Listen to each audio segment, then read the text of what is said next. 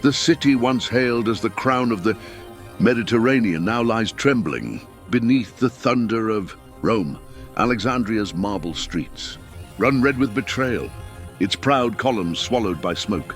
On her high balcony, Cleopatra watches her kingdom die. The salt wind brushes her face like the breath of the gods.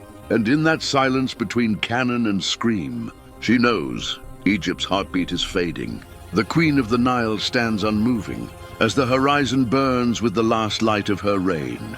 She retreats into her tomb, a place once meant to honor the divine now, transformed into her fortress. The air is thick with incense and dread. Servants whisper prayers to gods long silent as Cleopatra commands the great bronze doors to be sealed. Beyond those walls lies the chaos of the dying city, but within there is only her breath, her memories, and the heavy truth that she has entered her own grave while yet alive. Still, her spine remains straight, her voice unshaken, the bearing of a goddess who will not kneel. In the dim glow of torchlight, the queen takes the dying weight of her lover in her arms. Mark Antony, warrior of Rome, her twin soul, breathes his final words through blood-stained lips. She holds him close, whispering to the gods who have turned their faces away. The world beyond the door fades. There is only the steady beat of her heart against his failing one. When his breath stills, she feels the earth shift, for a love that defied empires has now fallen silent. Her tears glisten like jewels, but her eyes remain proud, for queens do not weep as mortals do. The messengers of Rome stand before her, men armored not in steel, but in arrogance. They carry the words of Octavian draped in false mercy. Yet Cleopatra sees through the mask. Her voice, calm as the Nile in twilight, cuts through the air. To the Romans she speaks not as a captive, but as a sovereign addressing the inevitable. She knows they wish to lead her in chains through the streets of Rome, a trophy for the conqueror's parade.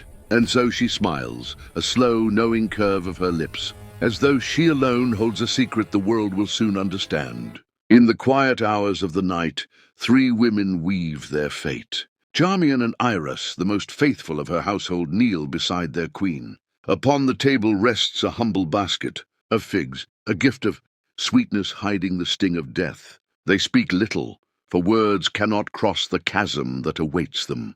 Cleopatra's gaze lingers upon her attendants, not as a queen to her servants, but as a sister to her chosen few. In that silence a decision is sealed. Better to die by their own design than to live beneath a conqueror's gaze. The queen adorns herself for her final audience, not with Rome, but with eternity. Her body is anointed with oils of myrrh and cedar, her hair woven in gold. Around her neck she wears the emblems of Isis, for she will meet her gods not in shame, but in splendor. Every movement is deliberate, every breath a prayer. In this sacred silence, she transforms from mortal woman to living myth. For Cleopatra does not die. She ascends, one final act in the theater of the divine. From the basket, the serpent emerges, sacred symbol of the goddess Wadjet, protector of Egypt. Cleopatra lifts it gently, her fingers steady, her eyes half closed as though in prayer. Perhaps she sees Antony waiting beyond the veil, or the gods preparing her throne among the stars. The asp strikes, quick, silent, merciful, a whisper, a tremor, then stillness. The venom moves through her veins like molten gold. She feels no fear, only warmth, as if the sun itself has entered her blood. The Queen of Egypt is returning home. Charmian and Iris watch as their queen's breath fades into silence. They do not cry out, they only bow, whispering her name as if to carry it into the afterlife. One by one they too partake in the poison's embrace. Their bodies sink beside hers, like faithful stars falling beside the sun. When the Romans at last break down the doors, they find not captives, but royalty, three women who chose their own eternity. Cleopatra lies serene as though sleeping, her lips curved in the faintest smile of victory. When Octavian enters the tomb, he halts. Before him lies not a prisoner, but a legend, a queen who denied him his triumph. Her death is perfect theater. Her silence is louder than any defiance. The air smells of incense and immortality. He orders her body preserved.